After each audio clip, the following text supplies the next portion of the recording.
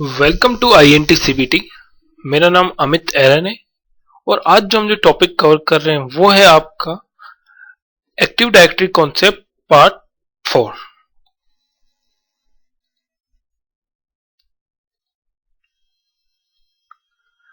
आज जो हम देख रहे हैं वो देख रहे हैं व्हाट इज द साइट। आज जो हम चीज देख रहे हैं, पहली चीज क्या है आपकी, व्हाट इज द साइट। तो साइट क्या है? The physical structure of the network is called site. मतलब कि आपका नेटवर्क का फिजिकल स्ट्रक्चर जो है वो क्या कहलाएगा? आपका साइट कहलाएगा। साइट को समझने के लिए मैं आपको एक एग्जांपल देता हूं।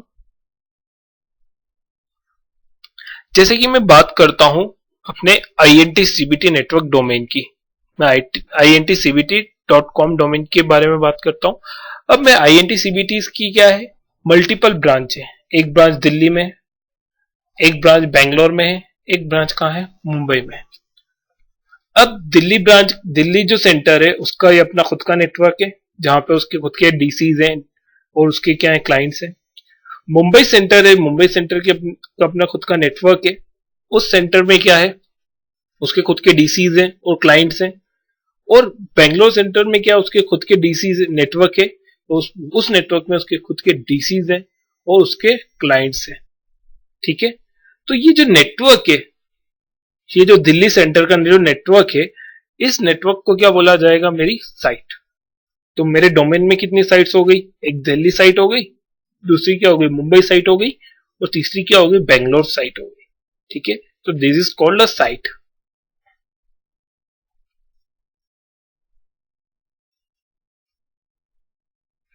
तो the physical structure is based on site. तो आपका जो नेटवर्क का जो फिजिकल स्ट्रक्चर होगा उसे क्या कहा जाएगा? आपका साइट।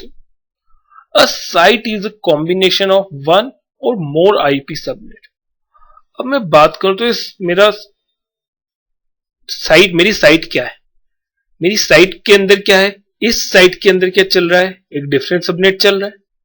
ठीक है। इस साइट के अंदर क्या चल रहा है? एक डिफरेंट नेटवर्क चल रहा है, सबनेट। और इस साइट के अंदर मेरा क्या चल रहा है? डिफरेंट सबनेट चल रहा है। क्योंकि ये सब क्या है, आपस में किससे कनेक्टेड है? वैन लिंक से क्या है, कनेक्टेड है। वो सभी क्या है? डिफरेंट डिफरेंट नेटवर्क्स हैं। तो this a site is a combination of one और मोर आईपी सबनेट। अब ऐसा भी हो सकता है कि आपकी साइट में केवल एक ही सबनेट हो और क्या हो, मल्टीपल सबनेट भी हो। जैसे कि मैंने यहाँ पे देखा दिया हुआ है कि आपकी इन साइड में तो केवल एक ही सबनेट है, बट इस साइड में कितने सबनेट्स हैं? 2 सबनेट्स हैं। ठीक है। Typically site has the same boundaries as a LAN. Typically जो मैं बोलूंगा, जिस लेन को साइट को क्या बोलूंगा? मेरी जो लेन की जो बाउंड्री होती है उसी को क्या कहूंगा मैं? एक साइट। जैसे मैं बात करता हूं तो ये मेरा दिल्ली का नेटवर्क है, तो ये क्या, मेरा एक लेन है, तो इसको मैंने एक साइड बोल दिया। ये मेरा एक लेन है, तो इसको क्या बोल दिया मैंने? एक साइड बोल दिया। ये मेरा एक लेन है, तो इसको मैंने क्या बोल दिया? एक साइड बोल दिया। तो the site typically site has the same boundaries as a lane. Okay. Site are not part of the logical namespace. अब मैं बोल रहा हूं कि मेरे डोमेन का नाम क्या है? अब मैं बोल रहा हूं कि मेरी डोमेन है INTCBT.com मेरी डोमेन है। तो इस नेम स्पेस में कहीं पे भी साइट का नाम नहीं है कि दिल्ली साइट, मुंबई साइट या बेंगलोर साइट। इसके इस नेम स्पेस में कहीं पे भी मेरे साइट का नाम नहीं आएगा। ठीक है। तो site are not part of logical name space. Logical name space का कोई पार्ट नहीं है इसमें। Site are connected using a site link. अब जो साइट जो होती है वो किसके थ्रू कनेक्ट करी जाती है? साइट लिंक्स के थ्रू। ये जो मेरी कहलाएगी, this is called a site links. ये जो मेरी लिंक्स है इसे मैं बोलूंगा साइट लिंक। ओके। और हर साइट क्या होती है? दूसरी साइट से क्या होती है? कनेक्टेड होती है वाया साइट लिंक्स।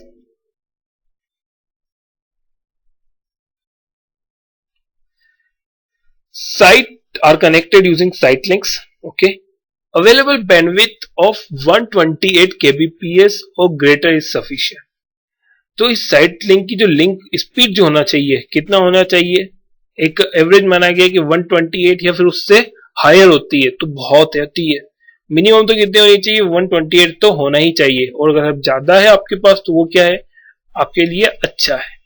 ठीक है, ये अपना व्हाट साइट क्या होती है इसके बारे में समझा। अब देखते हैं कि व्हाट इज साइट का यूज क्यों किया जाए, role of the site, site use करने से क्या फायदा हो रहा है वो चीज हम बात करते हैं। तो पहला बेनिफिट क्या है इसका वो हम देखते हैं। तो the main purpose of a site is a physically group computers to optimize a network traffic. ठीक है, समझते हैं इसको। जिसे मैं बात करता हूं, मेरी एक ये साइट है और मेरी क्या है, ये दूसरी साइट है।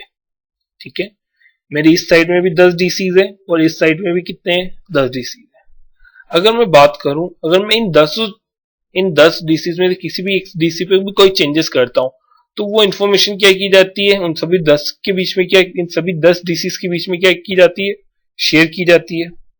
तो जरा सोचिए, जब अगर ये सारे 10 के 10 डीसी इधर के 10 के 10 डीसी से क्या करने लगे, बातचीत करने लगे, तो आपके वैन लिंक पे कितना ट्रैफिक बढ़ जाएगा, बहुत सारा ट्रैफिक क्या होगा, बढ़ जाएगा। क्योंकि कोई जब भी कोई इधर चेंजेस हुआ, 10 के 10 डीसी क्या इधर इंफॉर्मेशन देने के लिए क्या होंगे, दौड़ पड़ेंगे। ठीक है, तो गड़बड़ है, मेरी वैन लिंक पे ट्रैफिक बहुत ज्यादा बढ़ जाएगा। ठीक है, तो इस ट्रैफिक को कम करने के लिए मैं क्या कर लूंगा, इस साइड में क्या चुन लूंगा, एक नेता चुन लूंगा, और इस साइड में क्या चुन लूंगा, एक नेता चुन लूंगा। नेता का मतलब एक डोमेन कंट्रोलर सिलेक्ट कर लूंगा, और इस साइड में भी क्या कर लूंगा, एक डोमेन कंट्रोलर सिलेक्ट कर लूंगा।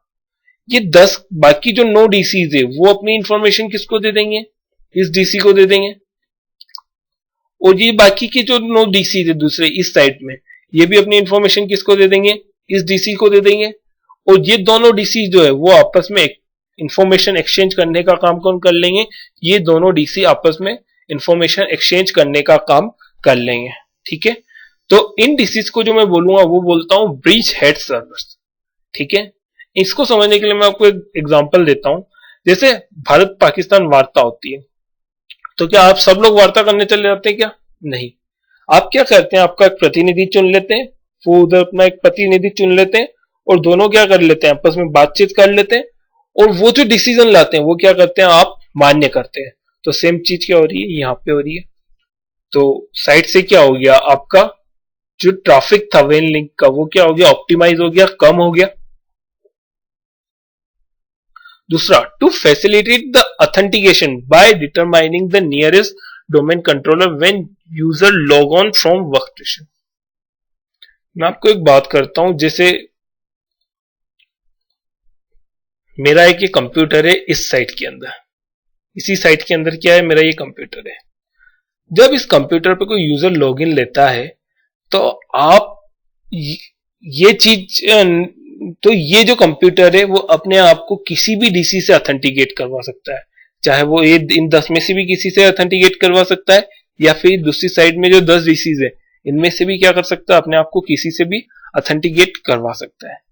तो जरा सोचिए, अगर ये कंप्यूटर, अब ये यूजर जो है अपने आप को ये कंप्यूटर इसी साइट के डीसी से अगर ऑथेंटिकेट करवाता है, तो इसका रिस्पॉन्ड क्या होगा, फास्ट होगा। बट अगर ये ऑथेंटिकेट करवाने के लिए इस साइट में चला गया, दूसरी साइट में चला गया, तो क्या होगा, इसको ऑथेंटिकेट होने में क्या लगेगा, टाइम लगेगा। ठीक है, अगर ये इसी साइट से साइट की किसी डीसी से इसने अपने आप को ऑथेंटिकेट करवा लिया तो ठीक है, जल्दी से हो जाएगा। बट इस कंप्यूटर ने अगर उस दूसरी साइट के अंदर चला गया ऑथेंटिकेट करवाने के लिए किसी डीसी से, तो क्या होगा, बहुत ज्यादा टाइम लग जाएगा। ठीक है, तो साइट बनाने से क्या फायदा होगा, साइट बनाने से क्या फायदा होगा कि ये क्लाइंट कभी भी साइट के बाहर अपने आप को ऑथेंटिकेट करवाने के लिए नहीं जाएगा। जब भी उसको ऑथेंटिकेट करवाना है यूजर को या कंप्यूटर को, तो वो कहां से करवाएगा, उसी साइट के किसी डीसी से ऑथेंटिकेट करवा लेगा। ठीक है, वो उस साइट के बाहर कभी भी नहीं जाएगा, तो उसका रिस्पॉन्स टाइम क्या होगा, बढ़ जाएगा।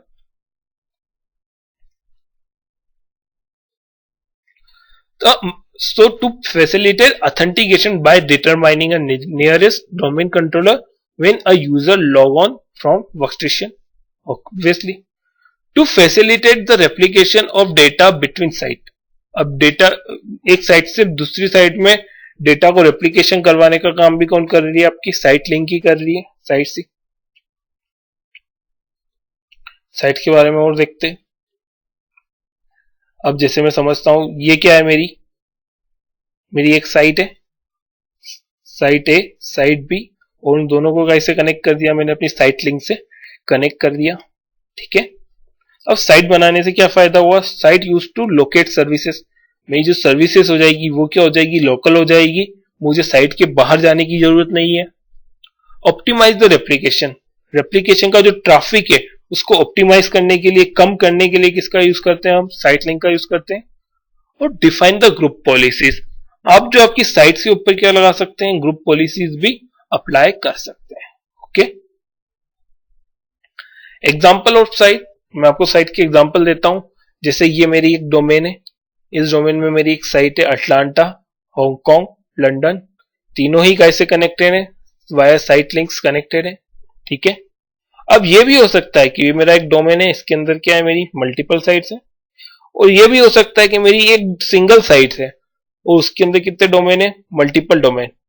ओके, मतलब ये भी पॉसिबल है, single multiple site within a single domain और multiple domain in a single sites, ये दोनों ही सिनारियो क्या है, पॉसिबल। आपकी जो साइट होती है उसको ओवल शेप से रिप्रेजेंट किया जाता है। ठीक है, तो ये बात करी हमने साइट्स के बारे में। अब बात करते हैं हम रेप्लिकेशन के बारे में कि what is the replication. Replication का मतलब क्या होता है, रेप्लिकेशन का मतलब होता है कि आपकी इंफॉर्मेशन को किसी दूसरे के साथ शेयर करना, this is called replication. Actually होता क्या है, जब भी आप किसी डोमेन की किसी डीसी पर कोई इंफॉर्मेशन ऐड करते हैं, कोई चेंजेस करते हैं, जैसे आपने कोई यूजर ऐड किया या फिर उसकी प्रॉपर्टीज में कोई चेंजेस किया, तो वो जो इंफॉर्मेशन है बाकी दूसरे डीसीज पर भी क्या कर दी जाती है, उस डोमेन के जो दूसरे डीसीज हैं उन पे भी क्या कर दी जाती है, वो इंफॉर्मेशन रेप्लिकेट कर दी जाती है, शेयर कर दी जाती है। तो इस प्रोसेस को बोला जाता है रेप्लिकेशन। तो मैं बात करूं एनटी के बारे में, तो एनटी में क्या कॉन्सेप्ट चलता था, एनटी में जो कॉन्सेप्ट चलता था वो चलता था पीडीसी और बीडीसी का। मतलब कि अगर आप चाहते हो इंफॉर्मेशन देखना या फिर यूजर को ऑथेंटिकेट करना, वो काम तो ये तीनों ही कर लेंगे। बट जब भी आपको कोई यूजर ऐड करवाना है, इंफॉर्मेशन में कोई चेंजेस करना है, तो वो सारा काम आप कहां करोगे, पीडीसी पे करोगे। वो काम आप बीडीसी पे नहीं कर सकते, कोई चेंजेस करने का काम। और पीडीसी क्या करेगा, उस इंफॉर्मेशन को बीडीसी पे क्या कर देगा, बाकी बीडीसी पर उस इंफॉर्मेशन को रेप्लिकेट कर देगा। ठीक है, तो इस मॉडल को जो बोला जाता है वो बोला जाता है आपका सिंगल मास्टर मॉडल।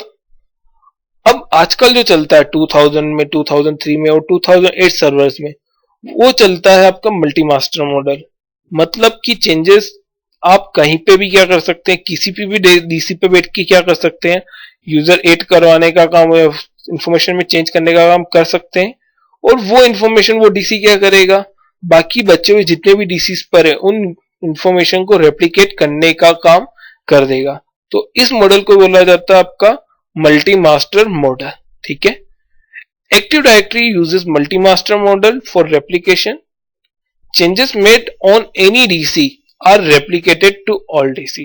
कहीं पे भी क्या कर सकते हैं, चेंजेस कर सकते हैं, वो इंफॉर्मेशन क्या कर दी जाएगी, सभी डीसीज पे क्या कर दी जाएगी, रेप्लिकेट कर दी जाएगी। ओके, तो इस वीडियो में बस इतना ही। Thank you for